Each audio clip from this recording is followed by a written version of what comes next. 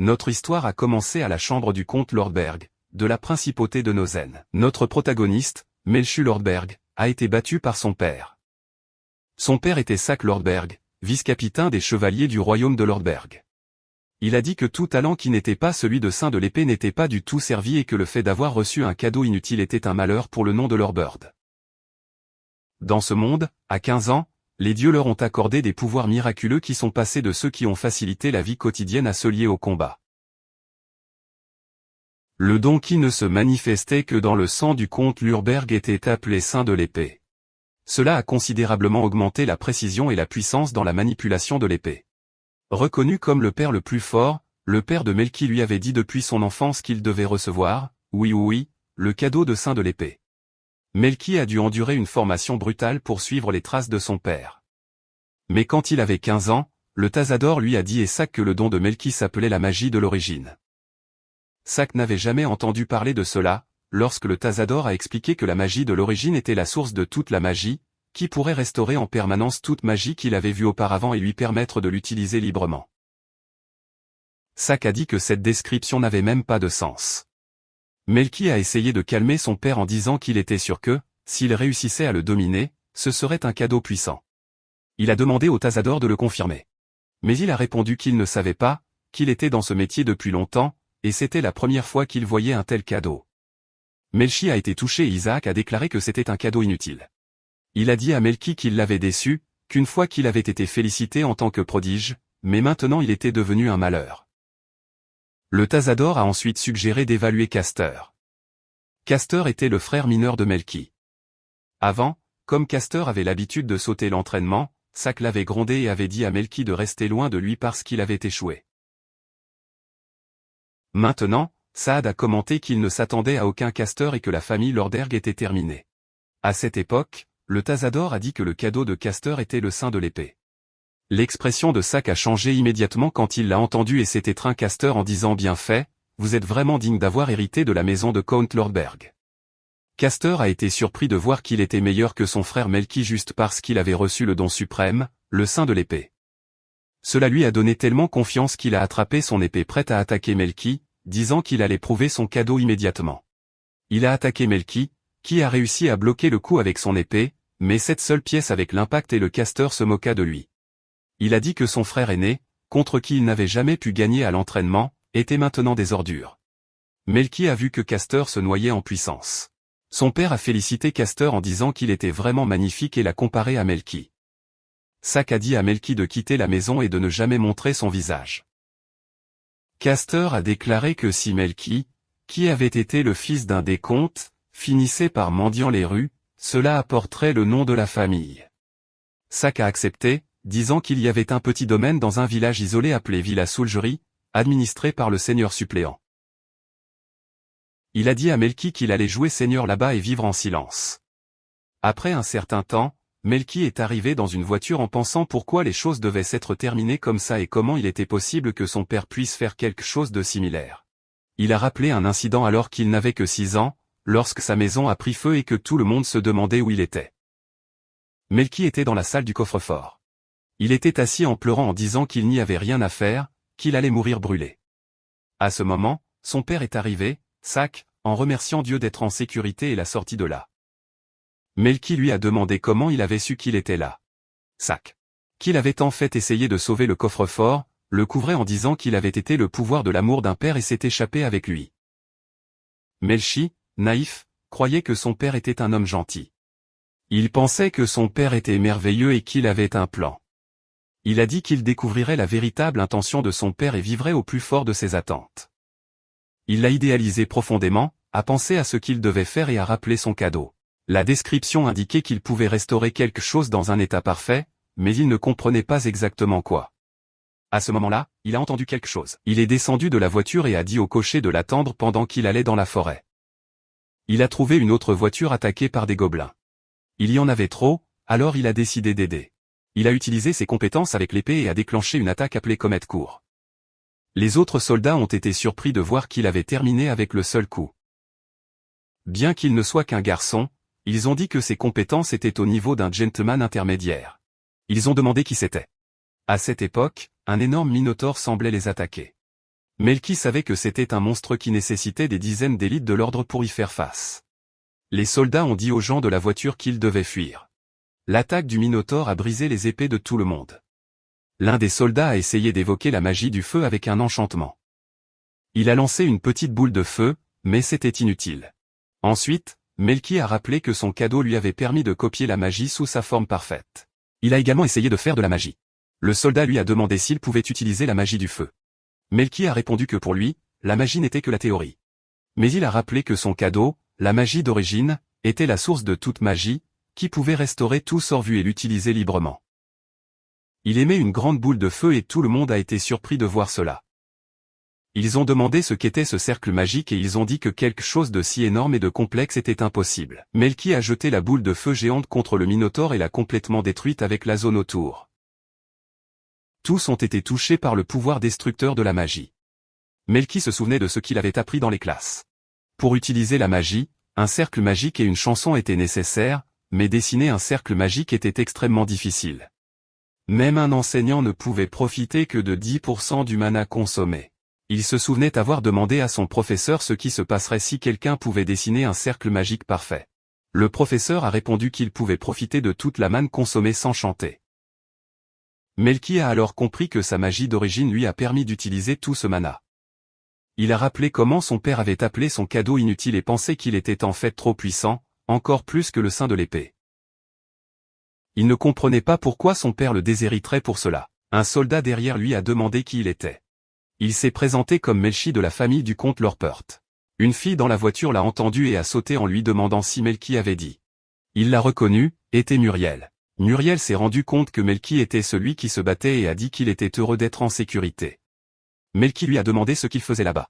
Muriel était la 4e princesse du duché de Letarnozen et se dirigea également vers la ville de Melki.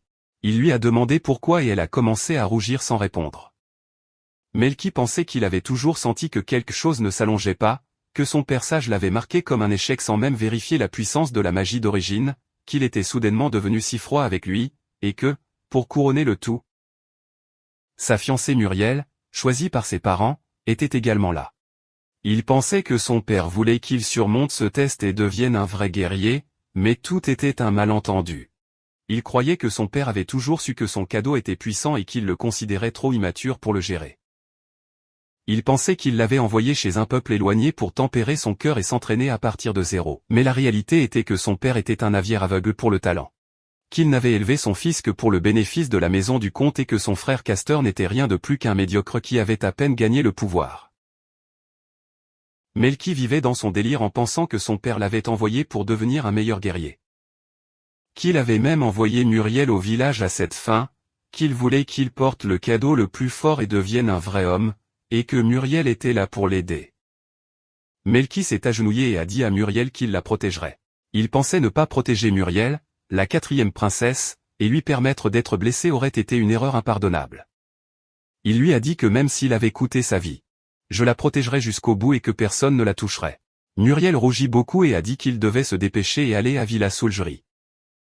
Ils sont partis, et Melki a pensé que son père voulait qu'il joue le seigneur là-bas et qu'il avait été donné pour développer le village et en faire un endroit prospère. Il pensait qu'il ferait de la ville la plus prospère de la nation et qu'il démontre à son père qu'il était digne. Il se demandait quel genre d'endroit serait la Villa Soulgerie. À leur arrivée, ils ont vu que tout le monde courait et que le chaos régnait parce que les gens ont dit qu'ils ne pouvaient plus y vivre. Ce territoire prometteur était soudainement en danger. Lorsque Melki et Muriel sont arrivés, ils ont vu des gens fuir. Muriel a demandé si quelque chose s'était produit et Melkist a dit qu'il enquêterait sur lui, mais que comme c'était dangereux, elle devait attendre dans la voiture. Il a demandé à un villageois qui avait fui ce qui s'était passé. La femme a vu qu'il n'était pas de là et lui a dit de se précipiter et de partir. Il a expliqué que c'était mon asthme. Ce miasme naturel poussait de la grotte au pied de la montagne et que si quelqu'un était piégé, il mourrait instantanément. Il a dit qu'il y a longtemps, il l'avait scellé avec un gros rocher, mais en quelque sorte, le seau s'était cassé. À cette époque, Melki a entendu un homme désespéré disant que sa fille était toujours dans le village. D'autres villageois ont essayé de l'arrêter, lui disant que même s'il était trop tard et lui demandant s'il prévoyait de mourir aussi.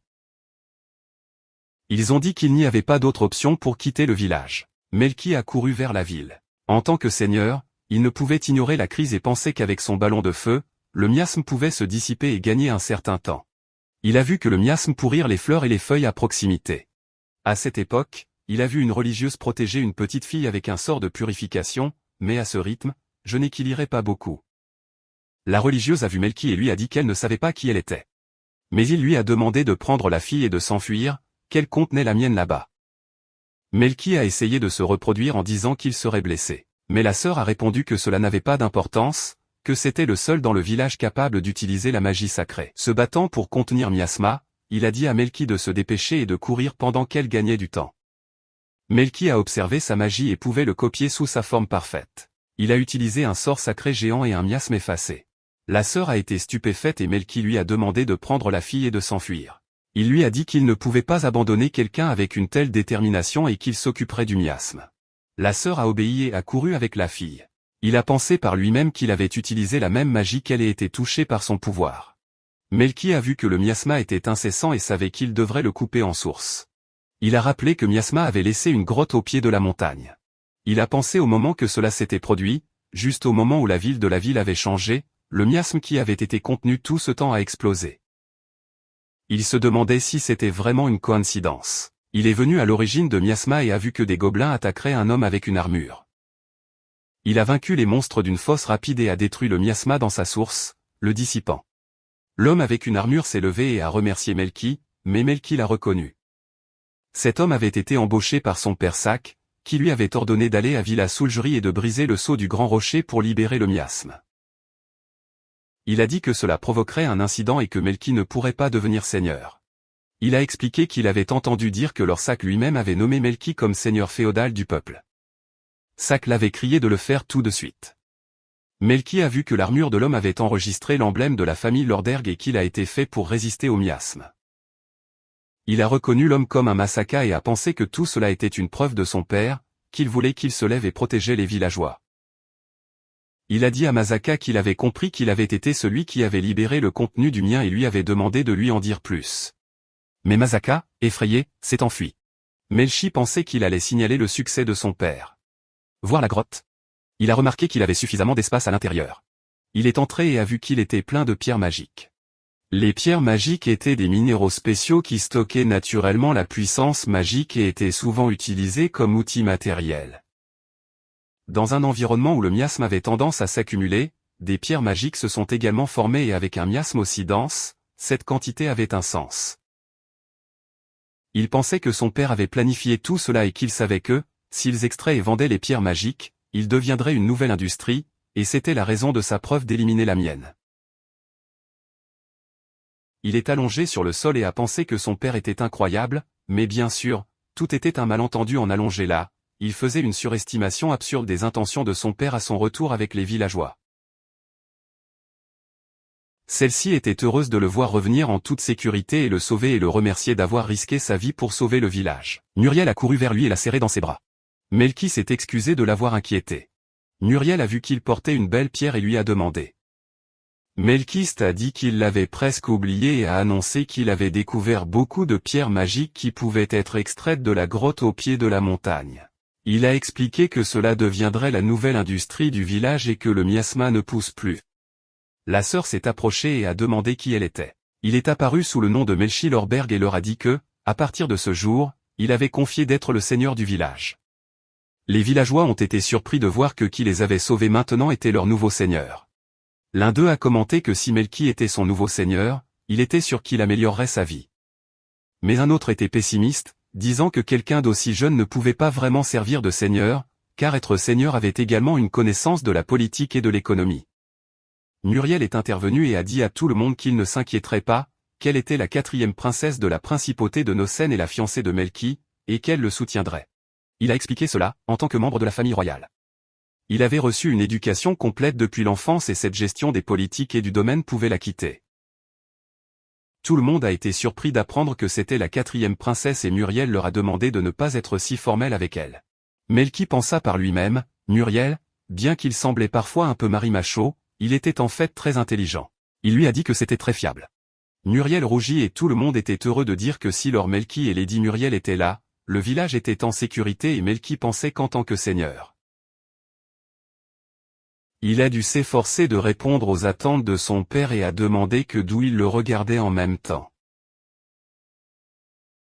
Sak était furieux que Melki ait survécu à cet incident. Peu de temps avant, juste après l'expulsion de Melki, Sak était allé au château royal après avoir été convoqué par Sa Majesté, le roi. Le roi lui avait promis qu'il accorderait bientôt à Marquis la gamme.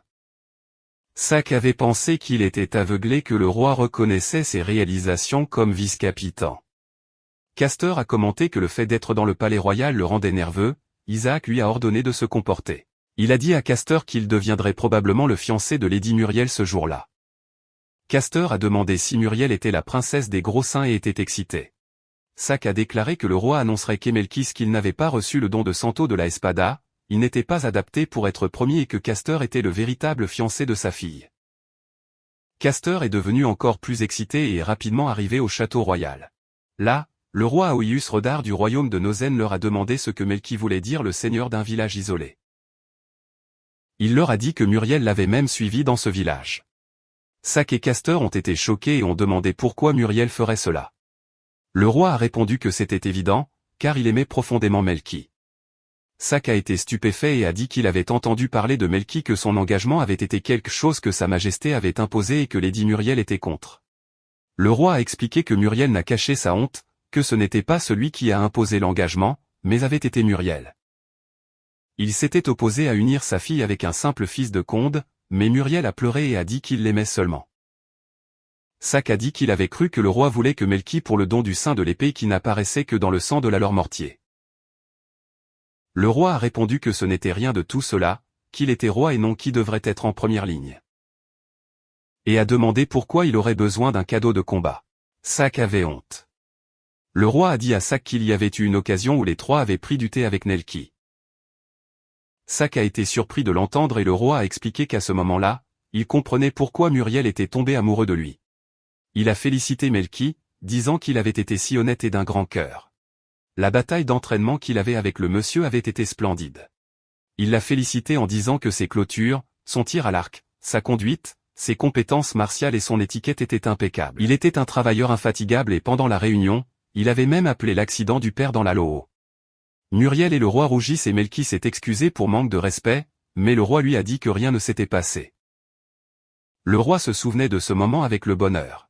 Il a dit que, cependant, en parlant de l'épouser avec Muriel, le statut de sa famille avait été un problème et c'est pourquoi il avait envisagé d'accorder à la famille Lorberg la gamme de marquis. Sak a été touché pour découvrir que ce titre n'était pas dû à ses propres mérites, mais grâce à Melki.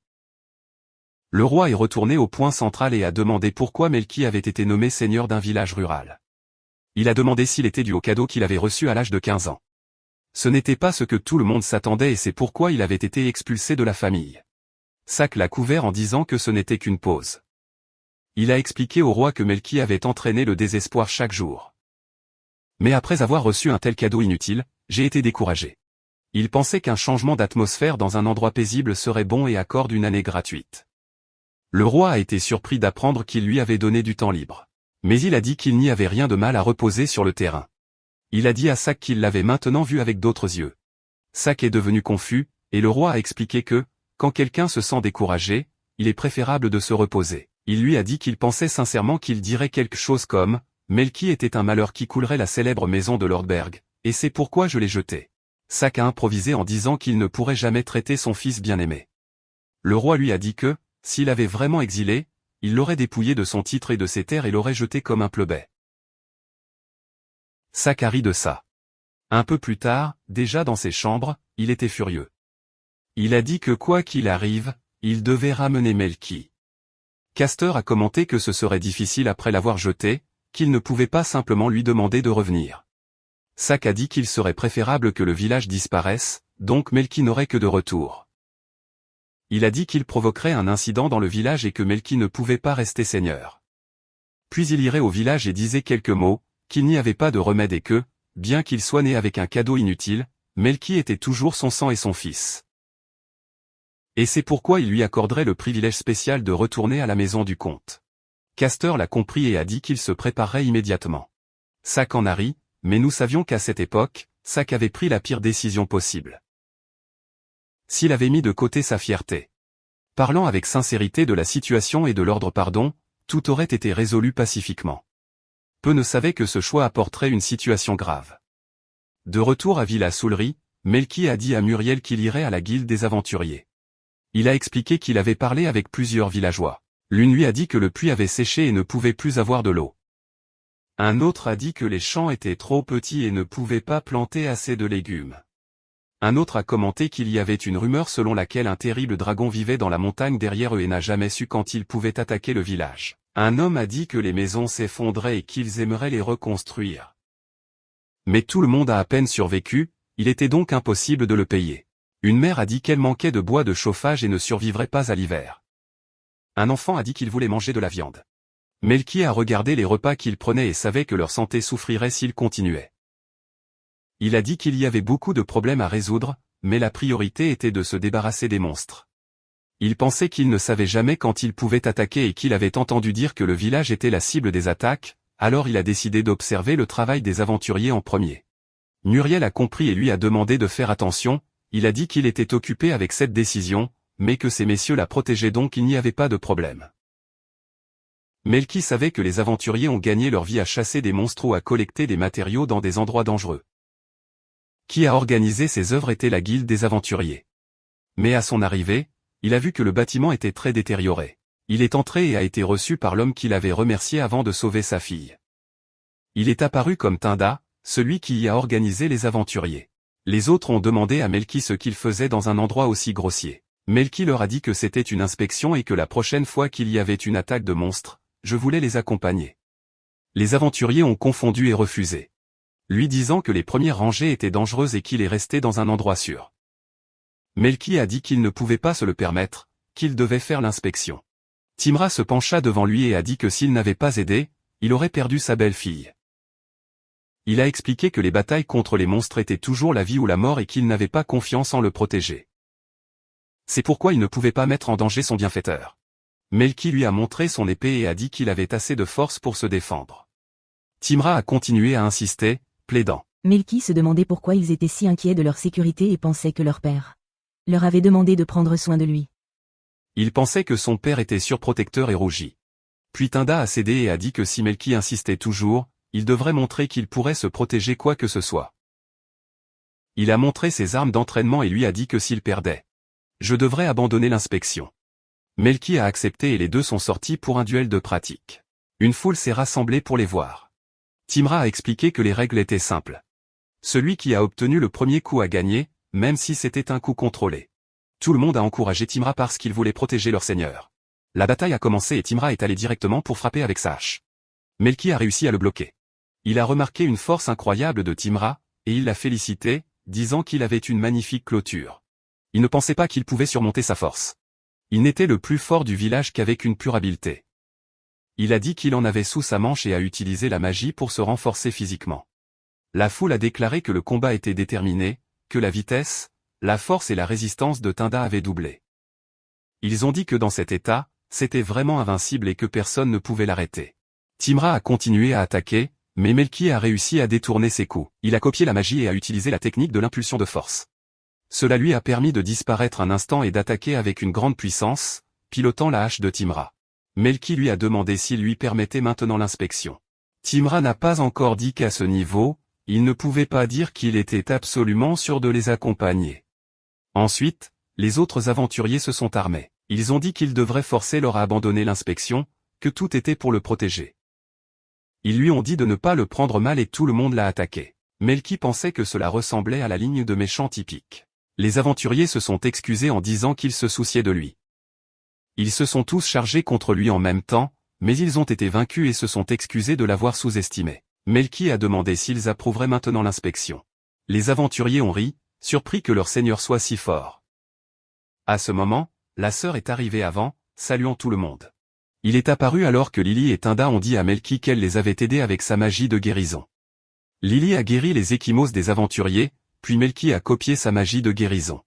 Il pensait que, avec cela, si quelque chose arrivait aux villageois, je saurais comment les guérir. La sœur a commencé à prier devant lui et Melki lui a demandé ce qu'il faisait. Lily a dit que les saintes écritures ont dit que lorsque l'humanité était en difficulté, la déesse Arcadia enverrait un apôtre du salut. Il a dit que Melki était vraiment un messager de Dieu.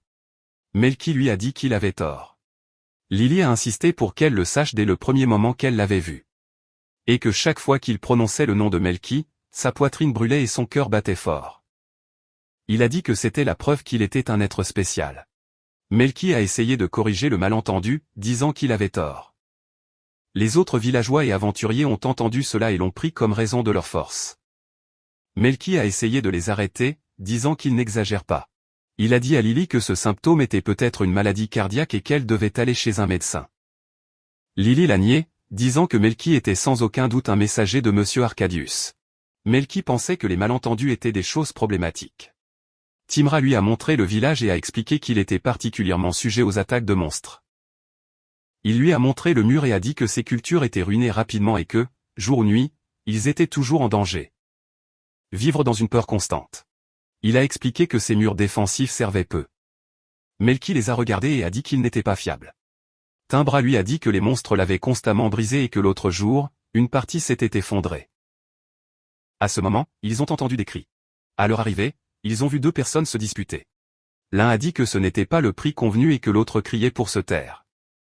Il a dit qu'avec le mur cassé, il ne pouvait même pas couvrir les trous sans lui. Lily a expliqué que l'homme arrogant était la réparation du mur. Pour réparer le mur cassé, ils ont dû l'apporter d'un autre village. Il a demandé un paiement exorbitant et son attitude était terrible, mais comme personne dans le village ne pouvait réparer les murs, il n'y avait pas d'option. Le vieil homme a accepté et a dit qu'il paierait. L'homme a pris le paiement et a utilisé la magie de la terre pour réparer une partie du mur. Melki l'a vu et a copié la magie. Les villageois lui ont demandé pourquoi il n'avait pas tout réparé. Le réparateur a répondu qu'à partir de maintenant, ce serait le triple du taux habituel. Tout le monde s'est mis en colère, lui disant de ne pas se préparer. L'homme a répondu qu'il avait pris la peine de venir à ce village perdu et que, s'il ne pouvait pas le payer en espèces, il n'y avait pas de choix. Il a attrapé Lily de manière inappropriée et a dit qu'il pouvait toujours faire payer la sœur avec son corps. Lily a réussi à se libérer et Melki l'a consolée. Elle a dit au réparateur de ne pas la ridiculiser, mais il a répondu qu'elle ne lui parlerait pas de cette façon. Il a dit que si ce n'était pas pour sa magie de la terre, tout le monde serait en difficulté. Il a dit que cela ne dérangeait pas de partir, il n'avait pas à perdre de temps dans un village comme ça. Melki a avancé et a dit au réparateur qu'il n'avait plus besoin de venir. L'homme était confus et Melki a utilisé la magie de la terre pour créer un énorme mur de sol. Tout le monde a été choqué et les villageois lui ont demandé ce que c'était. Melki a dit qu'il avait essayé de créer un mur magique par lui-même, mais qu'il n'avait jamais pensé que quelque chose d'aussi massif apparaît. Ils étaient tous impressionnés, mais le réparation ne pouvait pas le croire. Timra a dit à l'homme qu'il n'avait plus de travail pour lui et qu'il est parti. Le réparateur a commencé à mendier, disant qu'en dehors de ce village, il n'y avait pas de travail pour lui, car dans les autres villages, ils avaient déjà leur propre magicien de la terre. Lily a dit qu'en raison de sa mauvaise attitude, aucun autre village ne l'a engagé.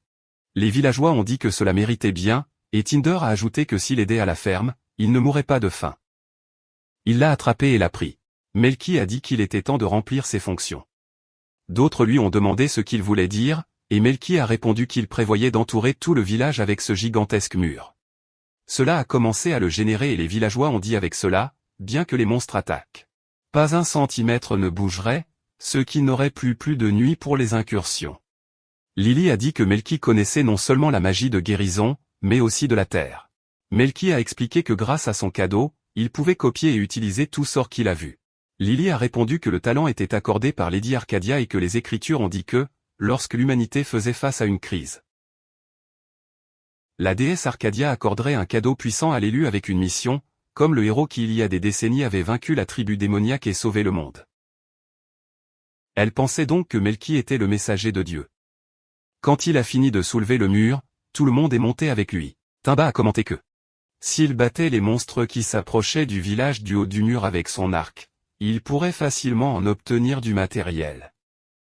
Un autre villageois a déclaré que, car il n'avait plus besoin de potions de guérison, qui garantissaient l'obtention de bénéfices. Melki pensait que c'était un bon endroit, car tous les villageois étaient de bonnes personnes. Il a regardé le paysage du haut du mur et a dit que, même sans ce test, il était heureux d'avoir atteint ce village. Je voulais rendre la vie plus prospère là-bas et la transformer en un endroit encore meilleur. À son retour, il a vu la maison qu'il avait héritée du vieux seigneur et s'est demandé pourquoi les lumières étaient encore allumées. En entrant, il a vu Muriel l'accueillir. Il lui a demandé ce qu'il faisait chez lui et Muriel s'est rendu compte qu'il ne l'avait pas mentionné auparavant. Il lui a dit qu'il vivrait également là-bas et Melki a répondu qu'il n'en avait rien entendu à ce sujet. Muriel a dit qu'il s'était promis, donc il n'y avait rien de mal à ce que Melki a essayé de reproduire. Mais elle a dit qu'il n'avait pas dit au roi qu'ils vivaient ensemble, alors il devait la couvrir. Melki pensait que si Sa Majesté le découvrait, il se mettrait en colère. Il s'est demandé si c'était aussi un test. Quand ils sont arrivés dans leur chambre, ils ont vu deux villageois se disputer. L'une a dit que sa main s'était glissée et s'était excusée auprès de Lady Muriel, expliquant qu'il avait cassé le lit par accident et qu'il allait immédiatement réparer pour en apporter un autre. Melki a aidé le villageois et a demandé s'il allait bien. Muriel a mis un visage sérieux et a ensuite dit que le broken ne pouvait pas être évité, qu'il n'était pas pressé d'obtenir un nouveau lit et de prendre son temps. Les villageois pensaient que Muriel était gentille de ne pas déposer une seule plainte. Elle pensait le faire, qu'elle devrait être emportée par le flux naturel des choses. Puis il a dit à Melki que, comme il n'y avait pas de remède, il n'avait pas d'autre choix que de partager le lit. Les deux se sont couchés et rougis intensément. Melki se demandait si Muriel allait se reposer dans le même lit que lui.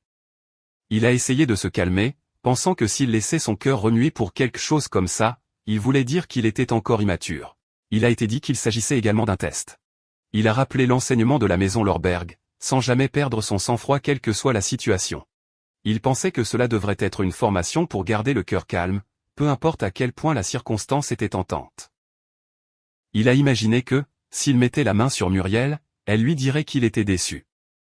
C'était le pire, qu'il appellerait son père pour briser l'engagement et qu'il ne voulait pas le revoir. Il a imaginé que son propre père l'appellerait stupide et lui demanderait comment il a osé toucher une fille avant le mariage.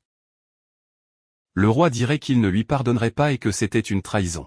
Melki pensait que cela se terminerait exactement. Il a été dit que ce test serait surmonté.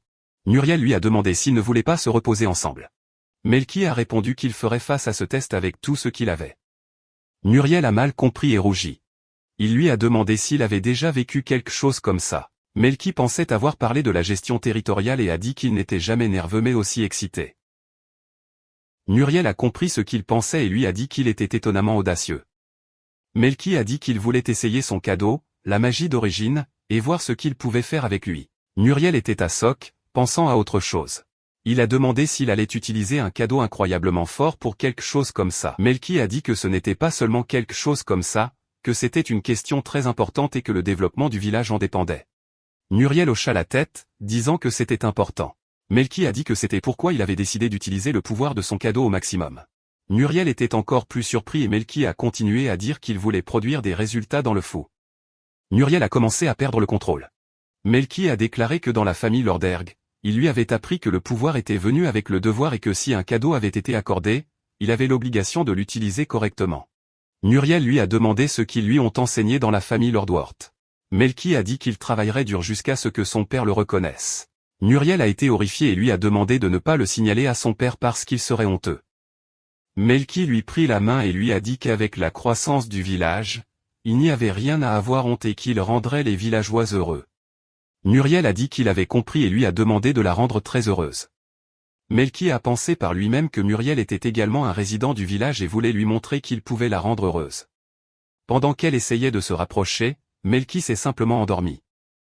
Muriel ouvrit les yeux et vit qu'il dormait déjà profondément. Il a dit qu'il n'y avait pas de remède, que c'était une journée difficile. Elle s'est également reposée en tenant son bras et lui a souhaité une bonne nuit. Mais Melki était en fait éveillé et pensait que c'était le test le plus difficile jusqu'à présent. À l'aube, Melki a traversé les champs et a vu qu'ils étaient trop petits. Il a rappelé que les agriculteurs lui avaient dit que, même s'ils étendaient les champs, les monstres les ont détruits. Il pensait que bien que le mur ait résolu cette partie du problème, c'était toujours compliqué. Un autre agriculteur lui a dit que le sol et le temps ne convenaient pas à la culture de légumes et Melki pensait qu'il n'y avait pas grand-chose qu'il pouvait faire avec cela. Les villageois ont toujours souffert de la faim et il voulait toujours les aider d'une manière ou d'une autre. En quittant le mur, il a vu une voiture devant la porte. Castor est descendu de lui, qui a salué son frère. Melki a été surpris de le voir et Castor lui a demandé s'il n'était pas encore mort. Melki pensait que son gentil petit frère était allé le voir parce qu'il lui manquait. Il a demandé s'il s'inquiétait pour lui et lui a dit qu'il allait bien. Castor a été surpris. Mais Melki a continué à dire que Muriel, qu'il était allé avec lui, allait aussi bien et que ce matin-là, il avait utilisé son bras comme oreiller sans demander la permission. Castor a été encore plus impacté et a demandé s'il dormait dans le même lit que la princesse. Melky lui a dit que la formation d'hier pour garder son cœur calme avait été intense. Castor pensait que quelque chose d'autre s'était produit. Il est retourné au point, disant qu'il avait un message de son père. Il lui a dit que s'il voulait vraiment retourner à la chambre du comte Lord Bure, juste pour ce moment, il lui accorderait un permis spécial. Melky a été surpris d'apprendre que son père lui a permis de revenir. Il pensait que l'aveuglement croyait que sa formation était trop difficile, qu'il n'avait pas à se forcer et qu'il pouvait revenir à tout moment. Il a imaginé que son père était si inquiet qu'il avait même perdu son appétit. Il a également imaginé dire qu'il avait raté son fils aîné parce qu'il avait été trop longtemps. Il pensait que son père et son Castor s'inquiétaient beaucoup de lui. Il a demandé à Castor de dire à son père qu'il ne pouvait pas retourner dans la famille Lorberg jusqu'à ce qu'il termine sa formation et devienne un fait et droit. Castor lui a demandé si cela signifiait qu'il ne reviendrait pas parce qu'il était trop content de sa vie d'amour lent à la frontière avec la princesse des Grands Saints. Melky s'est excusé et a déclaré que c'était également un autre test. Il a dit qu'il reviendrait à sa carrière et l'a remercié de l'avoir vu. Castor a essayé de dire quelque chose, mais ne pouvait pas. Il est retourné à la voiture et a dit à l'homme à l'intérieur que c'était maintenant son tour.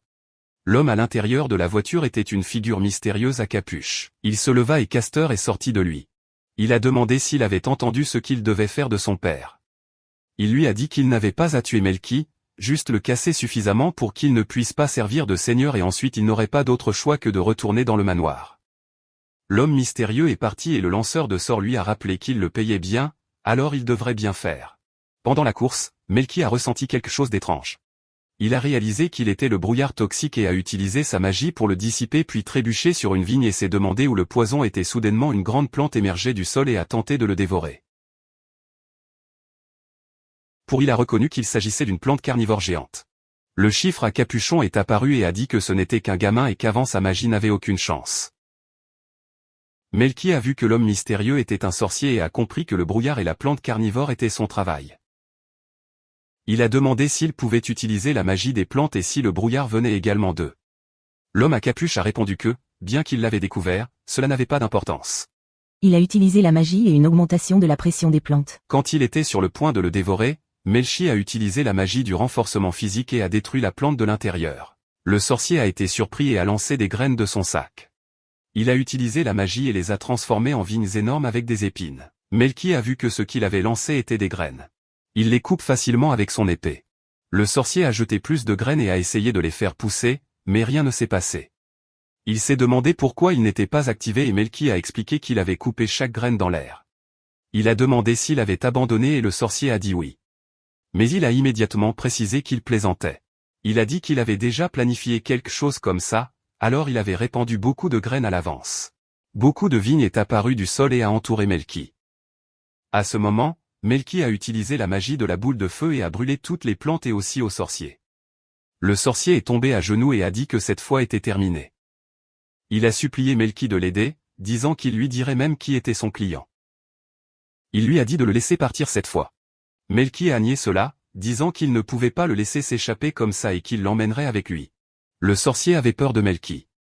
Il a supplié, disant qu'il n'avait pas l'intention de l'attaquer, qu'ils ne l'ont embauché que pour cela et lui ont demandé de le laisser partir. Melky a dit qu'il ne pouvait pas le faire et qu'ils auraient une longue conversation dans leur manoir. L'homme était connu comme un meurtrier. Mais Melky lui a donné l'hospitalité la meilleure et la plus respectueuse. Il a ensuite demandé au sorcier si le client avait été son père. La panique du sorcier et Melky savait que cela l'a confirmé. Il s'est dit que son père croyait que le don de la magie d'origine. Cela lui a permis de copier toute magie qu'il avait vue. Il voulait montrer le magicien des plantes qui pourrait aider le village à prospérer. Castor a été surpris qu'ils aient dû faire tout cela après l'avoir exilé. Le père a dit que, en surface, il ressemblait à un meurtrier, mais en réalité c'était un cadeau. Melky a dit au sorcier qu'il devait boire du thé chaud. Le sorcier a paniqué et lui a demandé s'il avait mis du poison ou une sorte de sérum de la vérité. Melky a ri et lui a dit que ce n'était que du sucre. Il lui a dit que les gens du pied étaient loin, alors il lui enverrait une voiture. Le sorcier pensait que Melky prévoyait de l'emmener dans la voiture dans un cimetière, un lieu d'exécution ou une chambre de torture. Il l'a envoyé dans la voiture. Melky pensa par lui-même qu'il avait réussi à l'envoyer en sécurité et sauf, bien que l'homme tremble. Il se demanda s'il ne supportait pas le froid. Ensuite, Melki a versé des graines dans la forêt et a dit qu'il devrait immédiatement essayer le pouvoir qu'il venait de copier. Il a semé des graines de blé et a utilisé sa magie des plantes pour pousser. Toutes les graines ont germé instantanément et Melki a été étonné de cette capacité. Il a montré aux autres villageois comment, en utilisant leur magie, il avait cultivé des grains et des légumes. Tout le monde était étonné, lui disant que c'était incroyable. Ils ont dit que si cette croissance pouvait être atteinte, ils pourraient planter et obtenir des cultures. Ils avaient perdu espoir dans l'atmosphère du village. Lily a dit Melki si elle était une messager des dieux. Melki était content de voir tout le monde heureux. Il pensait que tout était grâce au don de son père, bien que ce soit un autre malentendu. Il a dit à tout le monde qu'ils devaient travailler ensemble pour étendre les champs. Timra a dit que les arbres de la forêt devaient couper et nettoyer la terre. Un autre villageois a indiqué que ce serait épuisant et que cela prendrait un mois entier. Melki leur a dit de le laisser entre ses mains et a utilisé sa capacité de renforcement physique pour réduire de nombreux arbres de sang. Les villageois ont été impressionnés. Timra a déclaré que ce qui suit était de commencer les souches et les mauvaises herbes. Le même village de avant a déclaré qu'il serait également épuisant et que cela prendrait un mois. Melki leur a dit de lui laisser cela. Il a utilisé la magie de la boule de feu pour le faire. Les villageois ont de nouveau été étonnés. Ils ont dit qu'ils n'avaient presque rien fait d'eux-mêmes et Tina a commenté qu'ils ne pouvaient pas laisser leur seigneur faire tout le travail, qu'ils devaient aussi labourer la terre. Tout le monde a commencé à travailler, les champs ont prié et dispersé des graines. Melki a utilisé la magie pour cultiver et les récolter et, en peu de temps, un terrain énorme avait été généré. Tout le monde était content de voir cela.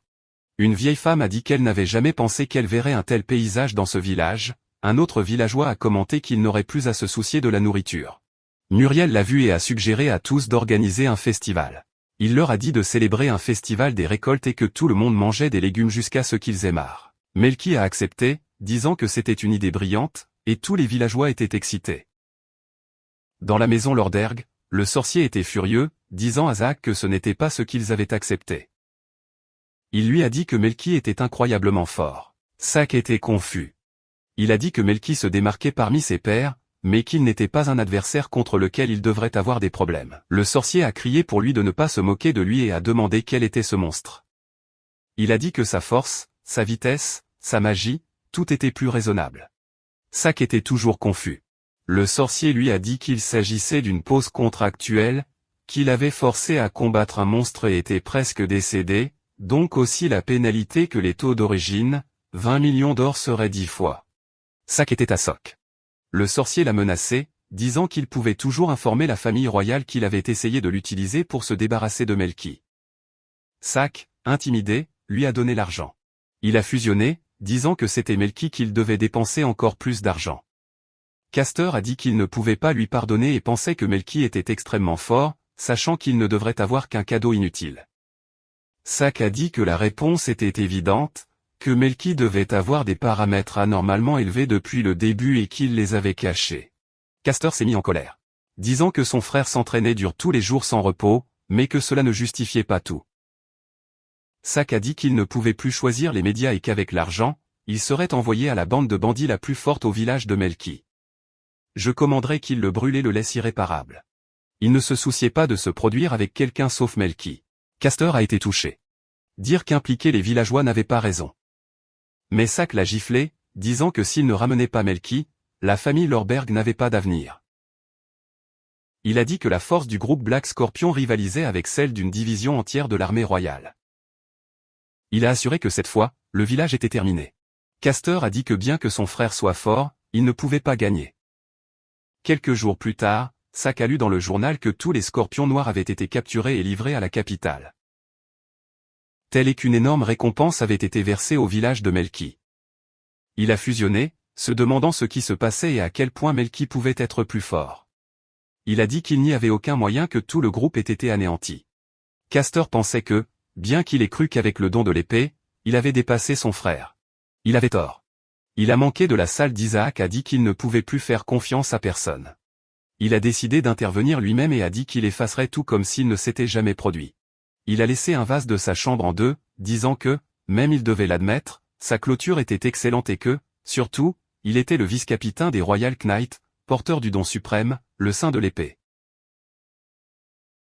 Il est parti pour le village d'Emeleri. La raison pour laquelle les scorpions noirs ont été anéantis sont remontés peu de temps avant. Nous sommes retournés à Times Town, où Tinda et les autres villageois se sont préparés pour le festival des Harvests et ont chassé les monstres. Ils ont réalisé qu'ils dépendaient trop de Melky. Il leur a dit de ne pas s'inquiéter qu'à partir de ce moment-là, ils seraient en charge des monstres dangereux. À ce moment-là, ils ont entendu quelque chose. Ils ont annoncé que c'était une attaque ennemie et qu'ils devaient courir à l'entrée du village. À leur arrivée, ils ont vu qu'une bande bandée avait abattu le mur et éliminé les gardes. Melky a vu l'emblème du scorpion et savait qu'ils étaient les scorpions noirs, le pire groupe qui avait pillé et brûlé d'innombrables villages. Son chef l'a entendu et a dit à Melky qu'il semblait en savoir beaucoup. L'un des bandits a déclaré que son chemin était de voler des provisions et de l'argent, puis de brûler les résidents vivants. Ils ont dit que le mur était impressionnant, mais qu'il semblait un village facile à brûler. Les aventuriers ont dit qu'ils ne laisseraient pas cela pendant qu'ils étaient présents. Ils ont dit qu'ils ne pouvaient pas laisser leur seigneur faire tout le combat, qu'ils protégeraient également leur village. Tinda a attaqué l'un des bandits avec sa hache. Le bandit a attrapé la hache avec sa main. Tinda a été surpris et a demandé quel genre de gars était. Le bandit a souri et a dit qu'ils avaient été améliorés par le cadeau de leur patron. Son leader a expliqué que son cadeau était la magie des marques. Ceux qui ont reçu leur marque ne pouvaient pas désobéir à leur commande à vie. Mais en retour, toutes leurs compétences se sont multipliées. Le chef a déclaré que ses subordonnés avec cet emblème avaient la force de combattre un vrai gentleman. Ils ont vu Melky vaincre facilement plusieurs bandits et ont dit que c'était ridiculement fort. Les autres bandits ont demandé à leur patron ce qu'ils devraient faire. Melky en a vaincu beaucoup par lui-même. Le chef a dit aux autres de ne pas s'inquiéter pour lui, qu'ils avaient l'avantage en nombre, de tuer tous les villageois. Melky était horrifié d'entendre cela. Il pensait que s'il jetait une boule de feu, il attraperait tout le monde et il ne savait pas quoi faire. Il a vu un bandit attaquer Timra par derrière et l'a sauvé lui-même. Il a demandé s'il allait bien et Tinda l'a remercié profondément. Il a commencé à se frustrer, disant que s'il n'avait que plus de pouvoir, tout ce qu'il a fait était de traîner Melky. À cette époque, Melky a copié la magie des marques. Il s'est demandé si sa magie d'origine pouvait également copier des cadeaux. Timra lui a demandé s'il avait copié cette magie et lui a demandé de l'utiliser sur eux. Melky a dit que s'il avait enregistré la marque, il ne pourrait jamais le désobéir pour le reste de sa vie. Timna a dit qu'elle s'en fichait, que lui et les villageois prévoyaient de toute façon de lui servir toute une vie. Il a dit qu'avec ou sans cet inconvénient, il n'y avait pas de différence. Il a demandé à d'autres et a dit qu'ils avaient également décidé de suivre Melky de sa vie. Ils ont dit qu'il les avait sauvés et que ce serait un honneur de le servir. De plus, ils savaient que Melky ne donnerait jamais l'ordre de les faire souffrir. Melky a été surpris par cela et a activé la marque magique sur les aventuriers et les villageois. Soudain, tout le monde était rempli de magie. Leur corps était différent, puissant. Les bandits ont été choqués. Les villageois ont attaqué et brisé facilement des épées. Ils ont pu combattre les bandits avec une force incroyable. Ils ont dit que l'augmentation était folle. Ils ont rapidement vaincu tous les bandits et les ont attachés. Melky a dit que la fois, il n'avait pas été nécessaire pour lui d'intervenir. Les villageois ont nié, disant qu'ils avaient gagné parce qu'il les avait renforcés. Ils ont dit qu'ils étaient pleins de pouvoir et l'avaient remercié de les avoir renforcés. Dès lors, il serait beaucoup plus fiable et disait à Melky de se reposer davantage. Ils ont dit qu'il voulait être plus utile. Melky a été surpris par cela et a souri. Il leur a dit qu'il avait compris et qu'il les aurait. Les villageois étaient heureux de l'entendre. Quelques jours plus tard, ils ont eu des problèmes parce que toutes leurs armes se sont cassées. Timra a ri quand un autre aventurier lui a demandé s'il avait repoussé sa hache. Timra a dit que c'était grâce à son seigneur qu'ils étaient devenus trop forts et ne pouvaient plus contrôler leur force. Un autre aventurier a déclaré que, bien qu'il soit en acier, il se briserait tout de suite. Melky a marché alors que l'entraînement se poursuivait. Il pensait que tout le monde dans le village était devenu très fort. Le village avait fait face à une crise après la crise. Pendant ce temps, le père de Melky, Sak, était en route vers le village d'Emeleri, prêt à montrer son pouvoir devant tout le monde. Melky se pensait que si quelqu'un semblait attaquer ce village, il lui faisait même un peu de chagrin. Quel serait le sort de Melky? C'était le festival des Harvests dans l'aldéa de Solavi. Les villageois passaient un grand moment à manger les délicieux légumes cultivés par Melky. Ils sont revenus pour un autre plat et ont apprécié heureux. Une dame a déclaré que Segajli Melky avait l'habitude de manger des repas plus luxueux, mais il l'a nié, disant que cela savait beaucoup mieux que la nourriture qu'il servait dans le manoir. Muriel a accepté. Dire que c'était plus savoureux que le palais et qu'il avait le sceau d'approbation de la princesse. Les villageois étaient heureux d'entendre cela et Muriel le nourrit directement avec sa main. Tout le monde passait un moment incroyable. Melki a rappelé l'enseignement numéro 6 de la famille Lorberg. Il faut valoriser les liens avec les autres. Il sentait qu'il avait vraiment compris cet enseignement. La nuit joyeuse a continué dans le manoir de Melki. Muriel était au-dessus de lui et lui a dit qu'il devrait faire ce que faire promis. Melki a été submergé par le désir et a dit qu'il ne pouvait pas croire un rêve aussi fou. Muriel a répondu que c'était la réalité s'il avait dit qu'il était trop pratique et lui avait demandé s'il était satisfait de cette situation. Melki a dit qu'il n'y avait aucun homme qui ne se sentait pas heureux d'être invité par une jolie fille en tant que Muriel. Elle rougit par son accomplissement et, à ce moment-là, elle a remarqué que Little Melki avait également réagi. Melki a essayé de lui dire que ce n'était pas ce que cela semblait, mais Muriel a compris que cela signifiait qu'il était aussi heureux. Il a essayé de se calmer. Demandé à Muriel d'attendre une minute. Pour elle, il n'était qu'un fiancé choisi par ses parents et a pensé que tout ce qu'elle avait fait était de l'aider avec le test de patience imposé par son père. Mais c'était un malentendu. Melki se demanda pourquoi il était si proactif. Il pensait qu'il avait été sérieusement tort et que Muriel a vraiment essayé de remplir ses devoirs en tant que vraie fille. Il pensait qu'elle était une fille courageuse et merveilleuse et que tout avait du sens. J'étais sûr de ne pas faire une seule erreur. Il a dit à Muriel qu'il respectait sa volonté en tant que princesse, mais c'est pourquoi il voulait attendre. Il lui a caressé la tête et a dit qu'il n'était pas nécessaire de se dépêcher, qu'ils attendent au moins jusqu'à ce qu'ils soient officiellement mariés. Muriel a dit qu'il comprenait. Mais il a essayé de baisser son pantalon avec enthousiasme. Melki le télécharge à nouveau et Muriel le regarda avec désir. Il s'est demandé comment ils en étaient arrivés et ont dit qu'ils ne pouvaient être expliqués que comme des devoirs de princesse.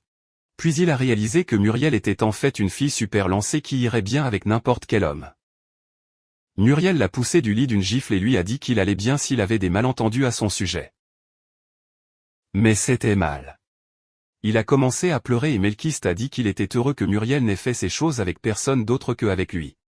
Il lui a dit qu'il était peut-être égoïste de sa part, étant donné qu'il n'était commis et non officiellement marié.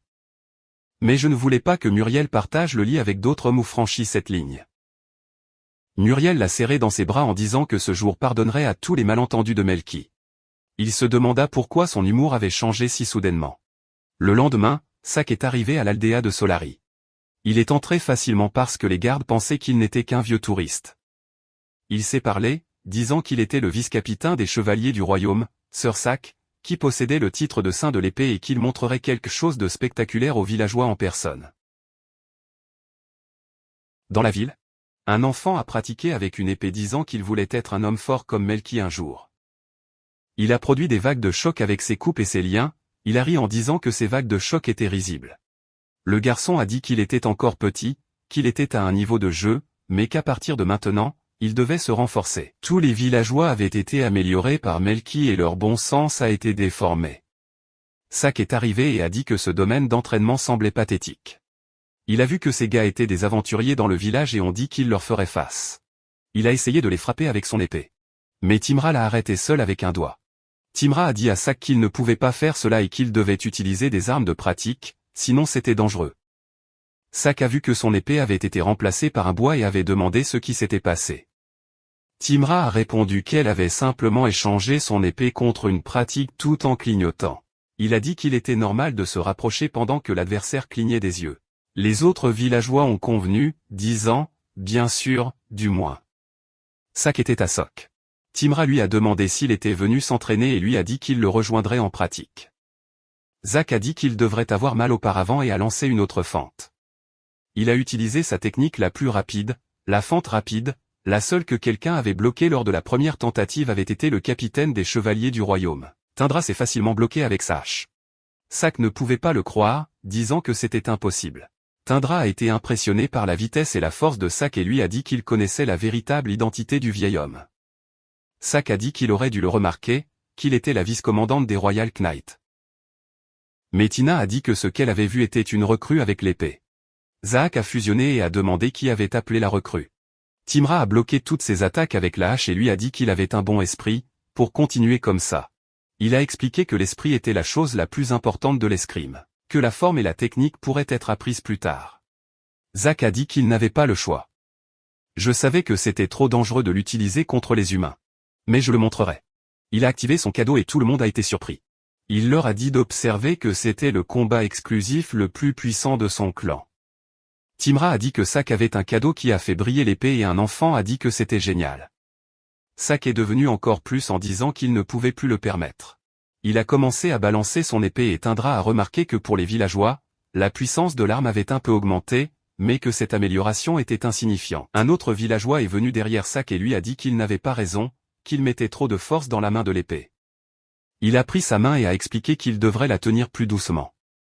Il lui a dit qu'il allait bien, que tout le monde a commencé en tant que débutant, qu'il était naturel de ne pas pouvoir le faire immédiatement, qu'il pouvait apprendre petit à petit. Zahak avait honte. Le garçon est venu et a demandé à Zahak de se battre. Zahak a été enragé et a commencé à le frapper, disant qu'il était une collation. Mais le garçon a facilement bloqué toutes ses attaques. Le garçon a demandé si ses compétences avec l'épée étaient impressionnantes. Tinder lui a dit que le vieil homme contenait évidemment ce qu'un adulte lutterait sérieusement contre un enfant. Un autre villageois a dit à Sak de réduire davantage sa position et un autre a commenté que son emprise était à nouveau trop tendue. Tout le monde a dit qu'ils devaient travailler dur pour s'améliorer ensemble. Sak s'est enfui et les villageois se sont regardés. L'une a dit que le style d'enseignement de Tinder était trop strict. Un autre a dit qu'il lui semblait qu'il enseignait avec gentillesse et soin. Il a demandé s'il avait de nouveau gâché quelque chose. Melki est arrivé et a demandé ce qui s'était passé. Hilda a expliqué qu'un étranger de taille moyenne était apparu. Il était venu de loin pour apprendre l'escrime, mais soudain il devait partir. Melki a dit qu'il s'attendait à ce que son père visite le village un jour également. Un aventurier lui a demandé quel genre de personne était son père et Tinda a dit qu'il était l'ancien seigneur de ce village, mais qu'il n'avait jamais été depuis qu'il avait nommé un administrateur, donc il n'avait jamais eu l'occasion de lui parler. Melki a déclaré que son père était une personne formidable, qui maintenait toujours son sang-froid et possédait un cœur généreux. Il a dit qu'il était gentil avec les enfants et que, ce qui s'est passé, n'a jamais perdu ses étriers ou l'a payé avec des gens ou des choses. Un villageois a dit qu'il était une personne incroyable. Timra a commenté qu'il aimerait le rencontrer au moins une fois. Dans le manoir de Sak, il a brisé ses meubles de frustration. Il se demandait ce qu'il y avait dans ce village. Nous avons vu une silhouette dans l'ombre souriant quand nous avons vu tout cela. Sak était furieux parce que, peu importe à quel point il avait du mal, tout était encore en déficit. Il a blâmé Melki qu'il manquait rapidement d'argent, bien que ce soit une accusation sans base. Ils avaient géré le budget en supposant que Melki épouserait la famille royale. Il ne pouvait pas laisser Castor travailler dans l'ordre des messieurs, car il avait négligé sa formation et ne pouvait pas être montré en public. Cependant, à ce moment-là, il a vu Castor s'efforcer. Je combattais une poupée. Dire que gagner une fois avec l'épée ne signifiait pas que c'était mieux que son frère. Il a commencé à étudier, disant qu'il surmonterait son frère. Sak ne comprenait pas pourquoi Castor s'était soudainement motivé, mais ses fonds étaient concernés. Il a dit qu'il avait déjà licencié la plupart des serviteurs et qu'il n'avait qu'une seule option. Il doutait et se demandait s'il devait vendre le manoir. De retour dans le village, Melki a pensé qu'il n'allait pas dans la capitale depuis longtemps. Il pensait qu'il aimerait saluer son père, mais il était au milieu du test. Il s'est approché de la capitale et a vu que Sak et Castor s'éloignaient de leur manoir. Il s'est demandé pourquoi. Il pensait que c'était parce que son test coûtait de l'argent. Et pour rassembler des fonds, Sak avait vendu le manoir. Cette fois, Melki avait raison dans son hypothèse. Il a couru en pensant que son père était venu trop loin pour lui et qu'il n'était pas temps de dépendre de personne. Il pensait qu'il répondrait sans aucun doute aux attentes de son père et démontre qu'il était une personne digne. Sak avait encore tourné la motivation de Melki. Dans l'aldéa de Solari, Muriel l'a reçu pour lui demander quel jour il était. Melki lui a dit que c'était son anniversaire et lui a remis un bouquet de fleurs, la félicitant pour ses 15 ans. Muriel a dit que c'était correct et était heureux que Melki se souvienne qu'il aimait les tournesols. Il a répondu cela bien sûr et se souvenait également autre chose. Il lui a donné un bandeau avec un tournesol. Muriel est devenue heureuse de la voir et l'a remercié, disant qu'elle la garderait dans le coffre-fort comme un trésor naturel. Melki lui a dit de ne pas le dire. Muriel a déclaré que la fleur se flétrirait et qu'il aimerait le garder pour toujours. Il a demandé à Melki de placer le bandeau immédiatement. Il a dit qu'il serait préférable de demander une jeune fille au lieu de quelqu'un d'aussi maladroit que lui. Muriel l'a nié avoir dit que c'était un véritable ordre et qu'il devrait le faire. Melki a accepté et lui a demandé si c'était plus beau de le placer là-bas. Marielle a commencé à rougir et Melki pensait qu'il était bouleversé parce qu'il n'avait pas aimé l'endroit où il a mis le bandeau. Cependant, il était assez bon, comprenant le cœur d'une jeune fille. Il a placé le bandeau de Marielle et elle l'a remercié. Melki a dit que si elle lui semblait bonne, elle pouvait le faire tous les jours. Marielle a été surpris de l'entendre. Il lui a dit de faire attention à ses paroles, car chaque jour, cela signifiait également les 10 ou 20 prochaines années, et lui a demandé s'il avait cette détermination. Melki a répondu qu'il s'en fichait. Qu'une fois qu'il s'y est habitué ne prendrait pas une minute. Marielle a dit qu'il l'avait entendu, et cela à partir de ce jour, même quand il était grand-mère, il devrait mettre le bandeau tous les jours. Melki pensait que si Muriel était plus susceptible de se lasser de cela, car au fil du temps, sa conception en design changerait. À ce moment, une jeune fille est arrivée et a dit à Marielle que le tasador de cadeaux était arrivé. Ce jour-là, à 15 ans, Marielle a finalement reçu son cadeau. Le résultat de l'évaluation était que Lady Marielle possédait le don de l'entrepôt dimensionnel. Melki a déclaré qu'il était l'un des cadeaux les plus rares et les plus célèbres, autorisé à ouvrir une porte à une autre dimension et à y ranger des objets. C'était un cadeau extrêmement utile, à la fois au combat et au commerce. Marielle a utilisé son cadeau et a dit que c'était incroyable, qu'il semblait que tout pouvait être stocké dans le trou. Et que j'avais entendu dire que la capacité de stockage variait en fonction de l'utilisateur. Il a gardé plusieurs meubles à l'intérieur et Melki lui a demandé s'il n'était pas mal à l'aise.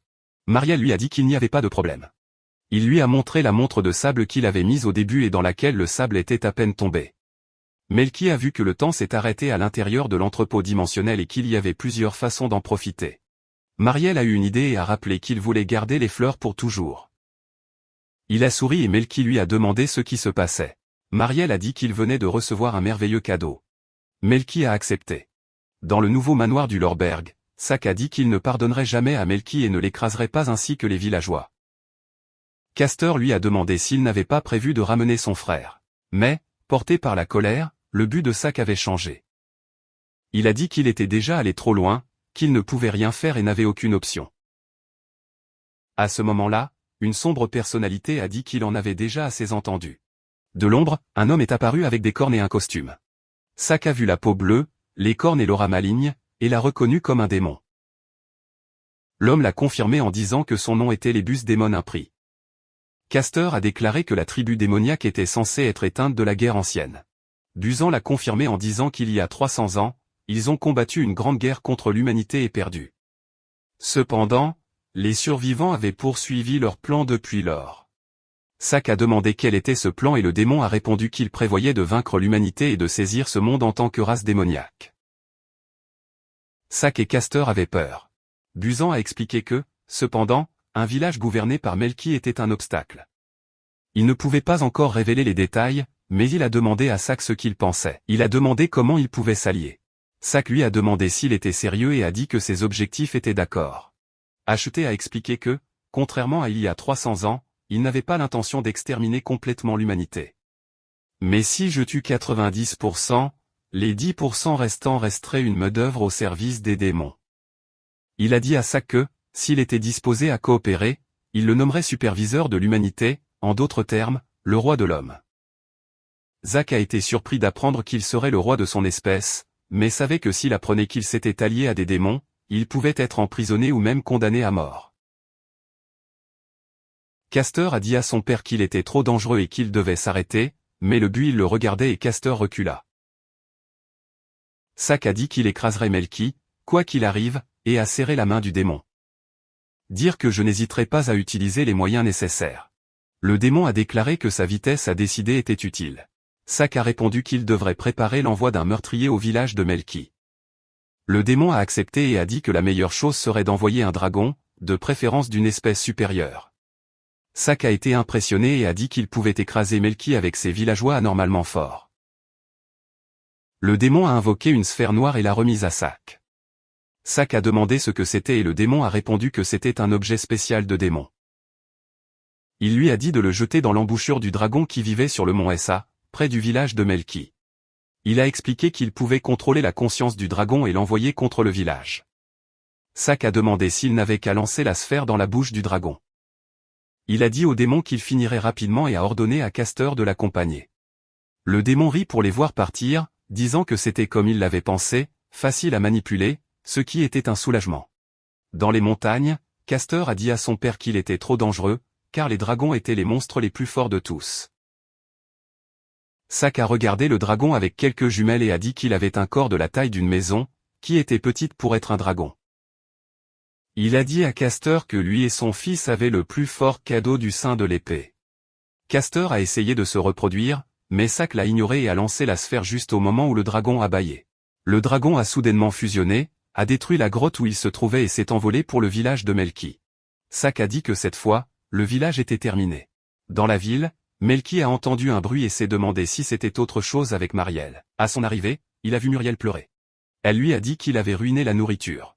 Il avait lu un livre intitulé Au Mad Dish pour gagner son cœur. Il a dit non, qu'en réalité c'est qu'une princesse devait guider le peuple et que pour cela, elle devrait comprendre ce que les citoyens communs pensaient. Et ce n'était pas comme s'il avait fait cette nourriture juste pour gagner Melki. La jeune fille s'est excusée pour l'inconfort et Melki a déclaré que chaque fois que Muriel cuisinait un phénomène étrange.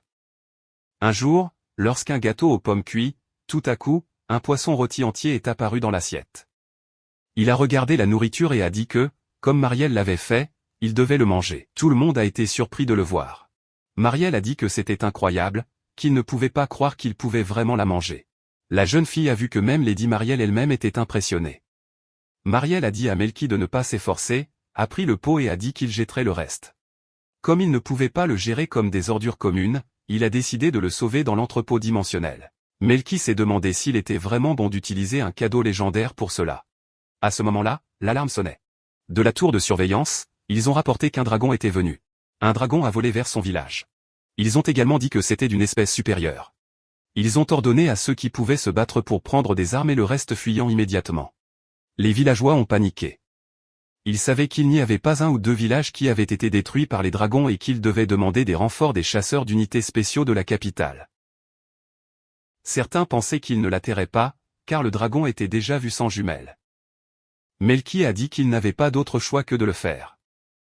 Il a dit à Marielle de diriger l'évacuation. Elle a compris et a demandé que, si je voyais que c'était dangereux, s'échappe immédiatement. Melki a dit aux aventuriers de rejoindre pour affronter le dragon. Tout le monde a accepté et il pensait que même si les villageois étaient plus forts maintenant, un dragon était le monstre le plus puissant de tous. Il a été dit que, le moment venu, il devrait lui faire face lui-même. Timra lui a dit qu'il ne devrait pas risquer sa vie pour eux. Melki a répondu que, comme lors du village, il était naturel de protéger son peuple. Timra a répondu que pour eux, c'était plus douloureux que la mort de mettre la vie de leur seigneur en danger. Il l'a supplié. Melki a accepté, disant qu'ils travailleraient ensemble. Il leur a dit qu'il les avait tous. Le dragon s'est approché et tout le monde s'est préparé à se battre. Ils ont vu que leur corps était des couleurs arc-en-ciel. Melki savait qu'un dragon arc-en-ciel était l'un des rangs les plus élevés parmi les dragons. Le dragon a commencé à parler, appelant les humains insignifiants et leur demandant s'ils pensaient qu'ils pourraient y faire face. Les villageois ont été surpris de l'entendre parler et Melki a expliqué qu'il y avait des dragons à forage élevé capables de comprendre le langage humain. Le dragon a dit qu'il pouvait les réduire en cendres en un instant. Soudain, le dragon est revenu à lui-même et a demandé ce qu'il disait. Mais immédiatement, il est retourné à son état de contrôle mental, déclarant qu'il détruirait immédiatement la pathétique humaine. Les aventuriers ont pris des positions défensives et se sont préparés à l'attaque. Melki a utilisé la magie de la terre contre le dragon. Ceux-ci, qui était sur le point de tirer son souffle, a échoué. Mais bien qu'il n'ait pas complètement donné, les villageois ont souffert de chaleur. Melki a utilisé la magie du feu et a lancé une boule de feu contre le dragon. Les villageois étaient heureux de le voir frapper, mais Melki leur a dit de ne pas baisser la garde. Le dragon était indemne de la magie du feu. Il a dit que ses échelles avaient une résistance au feu et étaient les plus fortes parmi les dragons. Il a demandé s'il croyait que la magie d'un simple humain pourrait la vaincre. À cette époque, le dragon a repris conscience et s'est excusé pour ce qu'il avait dit. Il a été à nouveau contrôlé mentalement et leur a dit de ne pas faire confiance. Tina a demandé ce qui se passait et Melki a dit qu'elle avait compris tout le monde et planifié quelque chose que le dragon avait demandé ce qu'ils ont murmuré. Elle a jeté pour attaquer Melki en disant qu'elle l'écraserait en morceaux comme une fleur était sur le point de le frapper avec ses griffes. Mais Melki a esquivé. Elle a crié comment elle a osé courir comme ça comme juste un humain. Tout en esquivant ses attaques, Melki était coincé contre un mur. Le dragon pensait qu'il était coincé et a lancé un coup pour le tuer. À ce moment, Melki lui a demandé s'il était bien en se concentrant seul sur lui. Le dragon a vu que sa jambe était piégée par les villageois avec une chaîne, et ils ont crié qu'ils n'avaient pas oublié qu'ils étaient également dans ce village. Le dragon a compris que Melki avait agi comme un leurre.